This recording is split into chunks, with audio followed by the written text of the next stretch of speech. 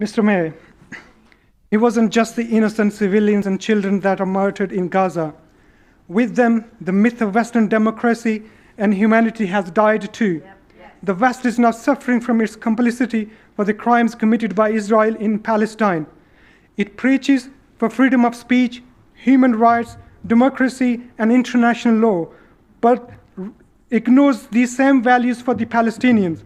The so-called champions of human rights stood very high to defend hospitals, schools, places of worship, and civilians, but in Ukraine. But these values didn't apply in Gaza.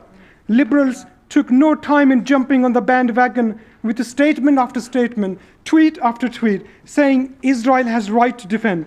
Mr. Mayor, there was no war in Gaza. There's just no symmetry.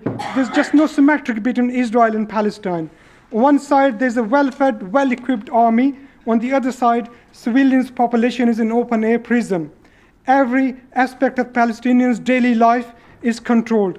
Water, electricity, food, medicines, freedom to move around, you name it, everything is controlled. This so-called war wasn't about right to defend. In fact, this was part of a bigger plan to wipe out the entire population of Palestinians and occupy the Gaza. Palestinians have been suffering like this for 75 years. Problem we are facing today has nothing to do with religion. Problem is not Islam. This is what Rabbi Ilhan says. We used to bring our children in each other's neighborhood, and we used to babysit each other's children. Problem is not religion. Problem is occupation. Palestinians don't hate Jews. They hate the occupiers, Mr. Mayor. It doesn't matter what ethnicity of the population that turns up to steal someone's home and land.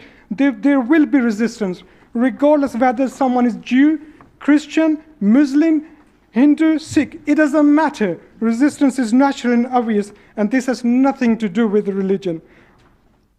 Alone since 7th of October, over 200 Palestinians have been murdered in West Bank. We are talking about West Bank, Mr. Mayor. This is under full control of Israel. There's no Hamas there, just to clarify.